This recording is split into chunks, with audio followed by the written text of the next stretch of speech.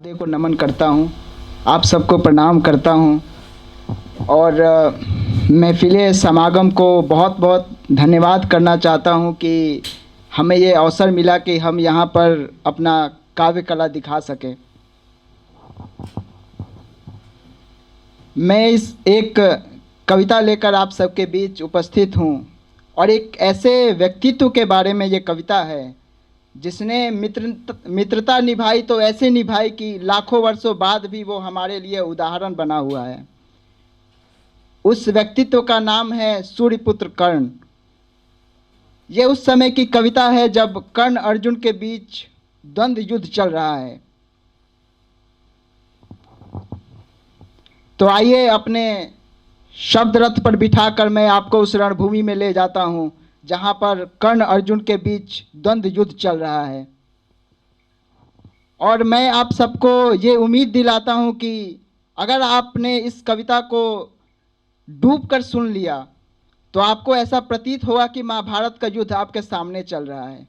तो मैं अपनी कविता पढ़ता हूँ, सुनिएगा कि कर्ण मचा रहा महासमर, कर्ण मचा रहा महासमर, देख काल के भी उड़ जाए प्राण पखर।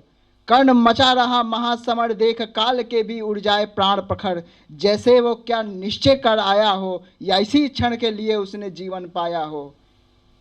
जैसे वो क्या निश्चय कर आया हो या इसी क्षण के लिए उसने जीवन पाया हो। विजय धनुष की घोर टंकार, उस पर वीर राधे का प्रहार। मित्रता का कवच पहन राधे शौर्यता का करता विस्तार। मगर अंत में वही हुआ जो नियति में पहले से लिख चुका था। मगर अंत में वही हुआ जो नियति में पहले से लिख चुका था। कर्ण के रथ का पहिया भूमि में धंस चुका था। कर्ण समझ गया कि समय वो आन पड़ा है। कर्ण समझ गया कि समय वो आन पड़ा है। मृत्यु अपना आलिंगन खोले दरवाजे पर आ खड़ा है। कर्ण समझ गया कि समय वो आन पड़ा है। मृत्यु अपना आलिंगन खोले दरवाजे पर आ खड़ा है। हर्षित हो रथ से कूद राधे, लगा रथ का पहिया निकालने। शेषनाग के कलेजे को लगा अपने भुजबल से हिलाने। भुजा के बल से मानो संसार डगमगाया, मगर रथ के पहिए को वो एक तिनका भर ना हिला पाया। श्री कृष्ण अर्जुन से बोले, हे पार्थ, यही वो क्षण है जब दुविधा में फंसा कर्ण है। अब किस बात की प्रतीक्षा है। धनुष उठा प्रहार करो, करके दिव्यास्त्र का प्रयोग शत्रु का तुरंत संहार करो। मगर अर्जुन सहमा घबराया सा, बोला चकित भरमाया सा। अर्जुन सहमा घबराया सा, बोला चकित भरमाया सा। हे केशव, यह कलंक अपने कृतियों पर कैसे लगा सकता हूँ। निहत्थे कर्ण पर कैसे अस्त्र चला सकता हूँ। श्री कृष्ण बोले, हे अर्जुन, क्यों धर्म अधर्म की बातों में स्वयं को उलझाया है। क्या धर्म पालन करने का बस तुमने बीड़ा उठाया है। भूल गए किस तरह से भरे दरबार में द्रौपदी को वेश्या बुलाया गया था। किस तरह से निहत्थे अभिमन्यु को मृत्यु के नींद सुलाया गया था। अर्जुन फिर गरज करके धनुष उठाया तन करके, बोला ले कर्ण, अभी तेरा मस्तक हटाए देता हूँ। अपने पुत्र की मृत्यु का मैं ऋण चुकाए देता हूँ।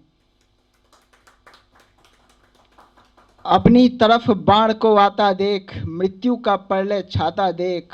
कर्ण बोला, हे अर्जुन के अमोघ बाण, ले शीश को मेरे उतार दे। प्यासी है ये धरती माता, मेरे लहू से इसको ताड़ दे। आ मृत्यु तुझे अपने आलिंगन में भर लूं मैं।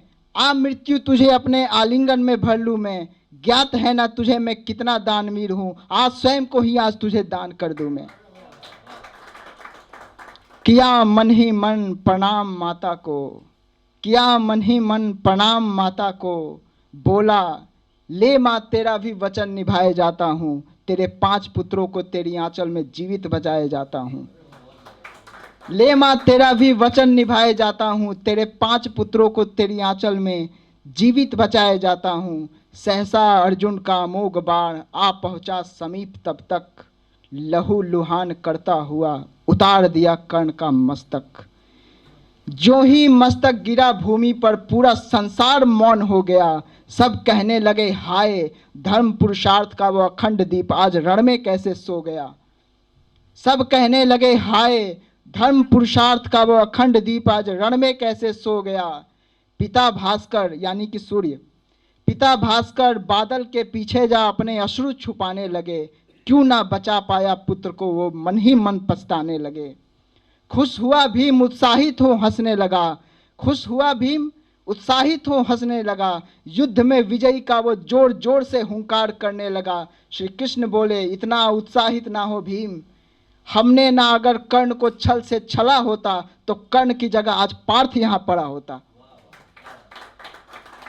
श्री कृष्ण रथ से उतर आए, बोले, हे राधे, इस संसार में तू ही था सबसे महान, तेरी कृति लिखी स्वर्ण अक्षरों में, नहीं दान बड़ा कोई कवच कुंडल समान। धन्य है वो मृत्यु भी जो आज तुझे पा रहा होगा, भाग्य पर अपने इछला कर वो फूला फूला जा रहा होगा। धन्य है वो मृत्यु भी जो आज तुझे पा रहा होगा, भाग्य पर अपने इछला कर वो फूला फूला जा रहा होगा। जब भी इतिहास मित्रता के नाम पर फूलेगा, कर्ण के आगे वो कृष्ण सुदामा को भूलेगा, कर्ण के आगे वो कृष्ण सुदामा को भूलेगा। धन्यवाद।